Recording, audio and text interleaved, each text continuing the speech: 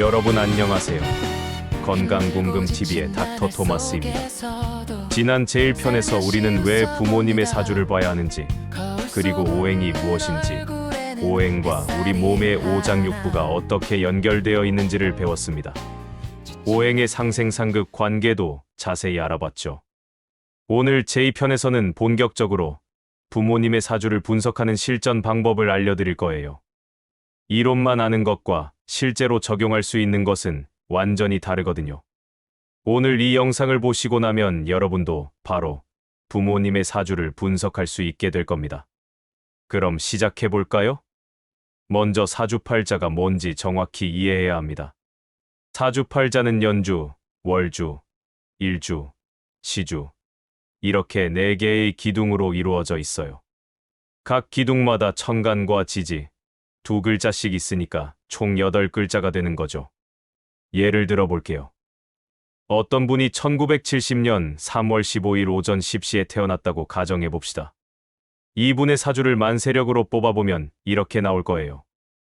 연주는 경술년입니다. 경은 천간이고 술은 지지예요. 월주는 경진월, 일주는 개미일, 시주는 정사시라고 나왔다고 가정하겠습니다. 그럼 이제 이 8글자를 하나하나 오행으로 분류해야 해요. 이게 바로 첫 번째 단계입니다. 천간부터 볼게요. 천간은 갑, 을, 병, 정, 무, 기, 경, 신, 임, 개, 이렇게 10개가 있습니다. 갑과 을은 목이에요. 갑목은 큰 나무, 을목은 작은 풀이라고 생각하시면 됩니다. 병과 정은 화예요. 병화는 태양 같은 큰 불, 정화는 촛불 같은 작은 불입니다. 무와 기는 토예요. 무토는 산이나 큰 땅, 기토는 밭이나 작은 흙입니다. 경과 신은 금이에요. 경금은 큰 쇠붙이나 바위, 신금은 보석이나 작은 금속입니다. 임과 개는 수예요. 임수는 바다나 강 같은 큰 물, 개수는 이슬이나 샘물 같은 작은 물입니다. 자, 그럼 아까 예시로 든 사주에서 천간을 오행으로 분류해 볼까요? 년간경은 금, 월간경도 금, 일간계는 수, 시간정은 화입니다. 다음은 지지예요. 지지는 자, 축, 인, 묘, 진, 사, 오, 미, 신, 유, 술, 해, 이렇게 12개가 있습니다. 인과 묘는 목이에요. 인목은 봄의 시작, 묘목은 봄의 한가운데입니다. 사와 오는 화예요. 사화는 여름의 시작, 오화는 여름의 한가운데입니다. 진과 유는 금이에요. 진금은 가을의 시작, 유금은 가을의 한가운데입니다. 해와 자는 수예요. 해수는 겨울의 시작, 자수는 겨울의 한가운데입니다.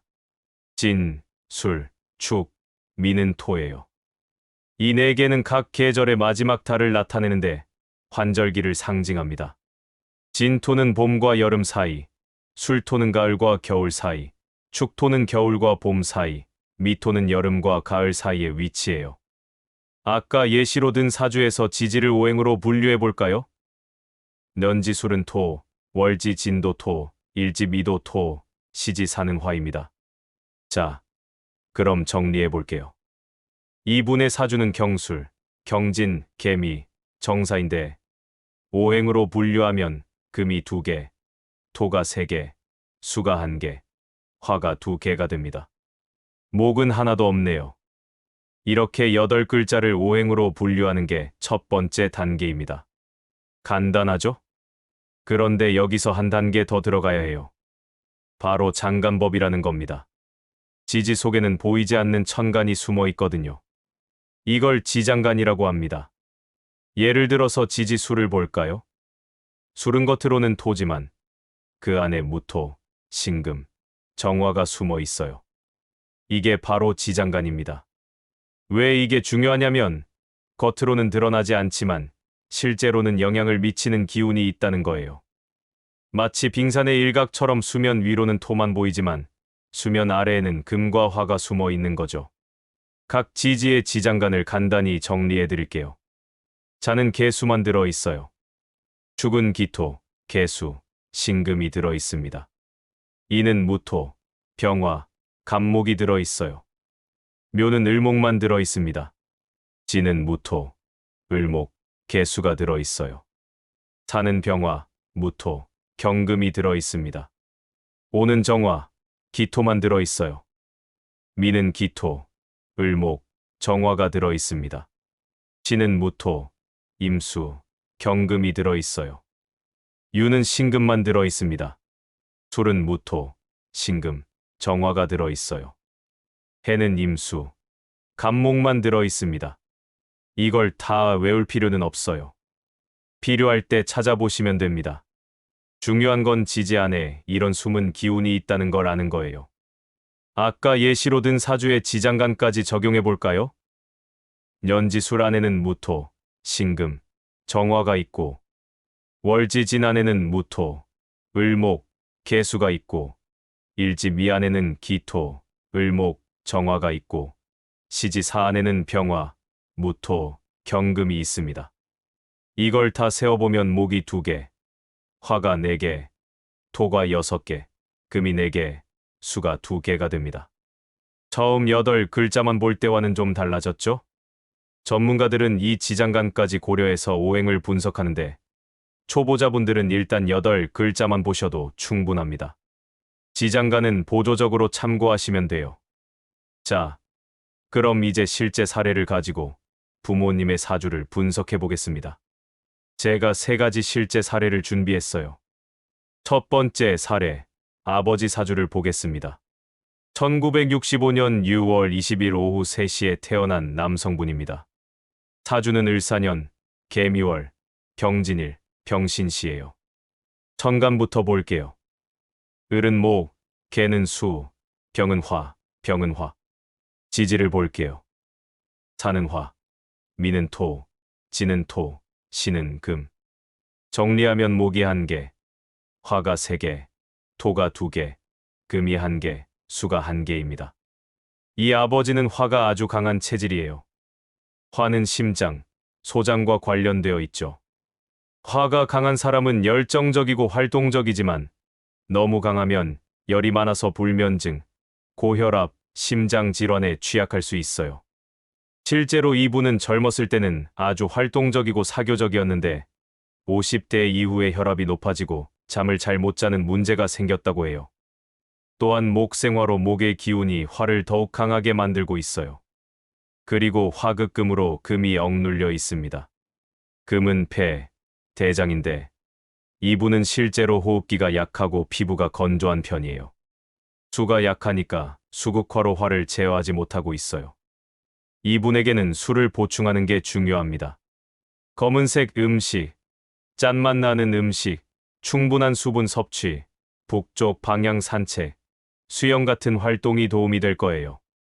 두 번째 사례, 어머니 사주를 보겠습니다. 1968년 2월 5일 오전 7시에 태어난 여성분입니다. 사주는 무신년, 갑인월, 기해일, 무진시예요. 천간부터 볼게요. 무는 토, 갑은 목, 기는 토, 무는 토. 지지를 볼게요. 지는 금, 이는 목, 해는 수, 지는 토. 정리하면 목이 2개, 토가 4개, 금이 1개, 수가 1개입니다. 화가 하나도 없네요. 이 어머니는 토가 아주 강한 체질이에요. 토는 비장, 위와 관련되어 있죠. 토가 강한 사람은 안정적이고 꾸준하지만 너무 강하면 습담이 쌓여서 소화가 느리고 비만, 당뇨, 부종에 취약할 수 있어요. 실제로 이분은 소화는 잘 되는데 몸이 무겁고 부종이 있으며 살이 잘 찌는 체질이라고 해요. 토극수로 술을 억누르고 있고 목극토인데 목이 2개밖에 없어서 토를 제어하기에는 부족해요. 또한 화가 하나도 없는 게 문제예요. 화가 없으면 열정이나 활력이 부족하고 우울감을 느낄 수 있어요. 이분에게는 화를 보충하는 게 중요합니다. 붉은색 음식, 쓴맛 나는 음식, 햇볕 쐬기, 남쪽 방향 산책, 사회활동 참여가 도움이 될 거예요. 또한 목생화로 목을 활용해서 화를 만들 수 있으니까 신맛 나는 음식과 녹색 채소도 좋아요. 세 번째 사례, 또 다른 아버지 사주를 보겠습니다. 1973년 11월 8일 오후 6시에 태어난 남성분입니다. 사주는 개축년, 개해월, 신미일, 정유시예요. 천간부터 볼게요. 개는 수, 신은 금, 정은 화. 지지를 볼게요. 죽은 토, 해는 수, 미는 토, 유는 금. 정리하면 화가 1개, 토가 2개, 금이 2개, 수가 3개입니다. 목이 하나도 없네요. 이 아버지는 수가 아주 강한 체질이에요. 수는 신장, 방광과 관련되어 있죠. 수가 강한 사람은 지혜롭고 인내심이 있지만 너무 강하면 차가워서 순환이 안 되고 우울하며 두려움이 많을 수 있어요. 실제로 이분은 추위를 많이 타고 손발이 차가우며 성격이 소극적이고 조심스러운 편이라고 해요. 금생수로 금의 기운이 수를 더욱 강하게 만들고 있어요. 수극화로 화를 억누르고 있는데 화가 1개밖에 없으니까 심장 기능이 약하고 활력이 부족할 수 있어요. 또한 목이 하나도 없어서 간담 기능이 약하고 결단력이 부족할 수 있습니다. 이분에게는 화와 목을 보충하는 게 중요합니다. 따뜻한 성질의 음식, 붉은색과 녹색 채소, 운동으로 몸을 따뜻하게 하기, 남쪽과 동쪽 방향 활동이 도움이 될 거예요. 자, 이렇게 3가지 실제 사례를 봤습니다. 이제 어떻게 분석하는지 감이 오시나요? 그럼 이제 아버지와 어머니의 사주를 합산하는 방법을 알려드릴게요. 이게 정말 중요해요. 왜냐하면 자녀는 아버지와 어머니 둘 다로부터 기운을 받기 때문이에요. 아까 첫 번째와 두 번째 사례가 부부라고 가정해 볼게요. 아버지는 목 하나, 화 3, 토 2, 금 1, 수 1이었고 어머니는 목 2, 화 0, 토 4, 금 1, 수 1이었죠. 이걸 합산하면 목이 3개, 화가 3개, 토가 6개, 금이 2개, 수가 2개가 됩니다. 이 부부는 토가 아주 강하고 화도 적당히 강한 조합이에요. 토가 강하면 안정적이고 꾸준한 가정이지만 변화를 싫어하고 보수적일 수 있어요. 화가 적당히 있어서 활력은 있는데 목과 금과 수가 상대적으로 약하니까 간담 기능, 폐 기능, 신장 기능이 약한 자녀가 태어날 가능성이 있습니다. 실제로 이 부부에게서 태어난 자녀를 보면 소화는 잘 되는데 결단력이 부족하고 호흡기가 약하고 추위를 타는 특징을 보이는 경우가 많아요. 그럼 여기서 중요한 질문이 하나 나옵니다. 부모의 오행이 극단적으로 치우쳐 있으면 어떻게 될까요? 예를 들어서 아버지도 화가 너무 강하고 어머니도 화가 너무 강하면 자녀도 화가 강한 체질이 될 가능성이 높아요. 이런 경우 자녀는 선천적으로 열이 많고 심혈관 질환, 불면증, 피부 질환에 취약할 수 있습니다. 반대로 아버지도 수가 너무 강하고 어머니도 수가 너무 강하면 자녀도 수가 강한 체질이 될 가능성이 높아요. 이런 경우 자녀는 선천적으로 차가운 체질이고 신장 질환, 생식 기능 저하, 우울증에 취약할 수 있습니다. 그래서 부모의 사주를 보면 자녀가 어떤 체질로 태어날지 어느 정도 예측이 가능한 거예요. 물론 100%는 아니에요. 자녀의 사주는 또 독립적으로 결정되니까요. 하지만 큰 틀에서의 경향성은 분명히 있습니다. 자, 그럼 실용적인 팁을 드릴게요. 부모님의 건강 이력과 사주를 연결해보는 방법입니다. 아버지의 사주를 분석해서 화가 강하다는 걸 알았다면 아버지가 실제로 어떤 질환을 겪으셨는지 여쭤보세요. 고혈압이 있으셨나요? 불면증은 어떠셨나요? 심장에 문제는 없으셨나요? 피부는 어떠셨나요? 이렇게 실제 건강 이력과 사주 분석을 매칭해보면 사주 분석의 정확도를 확인할 수 있고 또한 자녀인 여러분이 주의해야 할 질병도 예측할 수 있어요. 만약 아버지가 화가 강해서 50대에 고혈압이 생기셨다면 여러분도 화가 강한 체질이라면 40대부터 미리 혈압 관리를 시작하는 거예요. 이게 바로 예방의학입니다. 어머니의 사주를 분석해서 토가 강하다는 걸 알았다면 어머니가 당뇨나 비만이나 소화 관련 질환이 있으셨는지 확인해 보세요. 만약 있으셨다면 여러분도 토가 강한 체질일 경우 젊었을 때부터 혈당 관리, 체중 관리를 철저히 하는 거죠. 이런 식으로 부모님의 사주와 건강 이력을 연결하면 여러분의 평생 건강 지도를 그릴 수 있습니다. 또 하나 팁을 드리면 부모님께 효도하는 방법도 오행별로 다르답니다. 목이 강한 부모님은 변화와 성장을 좋아하시니까 새로운 취미나 여행을 선물하면 좋아하세요. 신맛 나는 과일이나 녹색 채소를 챙겨드리고 동쪽으로 나들이를 가시도록 권해보세요. 화가 강한 부모님은 사회활동과 사람 만나는 걸 좋아하시니까 친구분들과의 모임을 주선해드리면 좋아하세요. 쓴맛 나는 차나 붉은색 음식을 선물하고 남쪽 지역 여행을 추천해보세요. 토가 강한 부모님은 안정과 전통을 중시하시니까 가족 모임을 자주 만들고 편안한 환경을 제공하면 좋아하세요. 단맛 나는 음식, 노란색 옷이나 소품을 선물하면 좋습니다.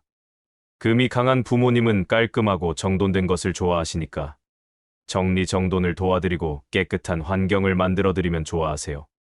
매운맛 나는 음식을 적당히 챙겨드리고 서쪽 지역 여행을 권해보세요. 수가 강한 부모님은 조용하고 평화로운 것을 좋아하시니까 편안한 휴식 공간을 만들어드리고 충분한 수면을 취하시도록 배려하면 좋아하세요. 짠맛 나는 음식, 검은색 보양식을 챙겨드리고 북쪽 지역이나 물가 여행을 추천해보세요. 자, 그럼 오늘 배운 내용을 정리해볼게요. 첫 번째, 사주팔자 8글자를 천간과 지지로 나누고 각각을 오행으로 분류하는 방법을 배웠습니다. 두 번째, 지장간이라는 개념을 알았습니다. 지지 속에는 보이지 않는 천간이 숨어 있어요.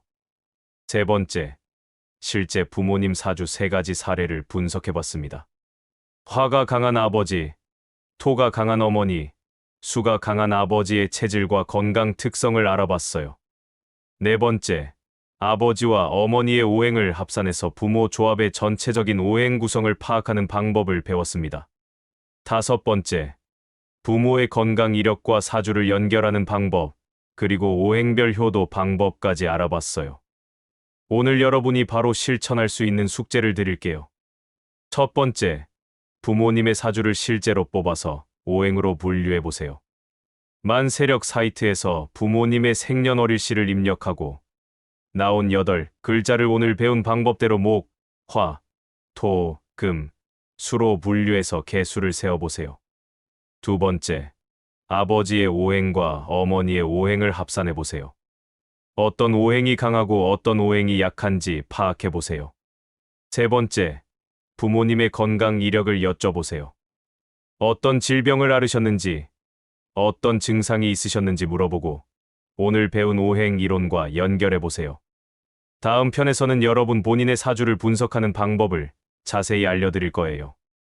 일간이라고 하는 나의 중심을 이해하고 월지가 왜 그렇게 중요한지, 시주가 건강에 어떤 영향을 미치는지 배우게 될 겁니다. 그리고 실제로 자기 사주를 스스로 분석하는 실습을 해볼 거예요.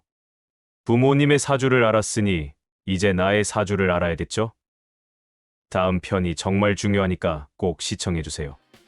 건강궁금TV는 앞으로도 여러분의 몸과 마음이 모두 건강할 수 있도록 다양한 시각에서 건강을 바라보는 유익한 정보를 전해드리겠습니다. 단순한 의학 정보를 넘어서 삶의 질을 높이고 진정한 웰빙을 추구할 수 있는 지혜를 함께 나누겠습니다. 오늘도 시청해주셔서 감사합니다. 여러분 모두가 몸과 마음이 조화로운 진정한 건강을 누리시길 바랍니다. 다음에 또 만나요.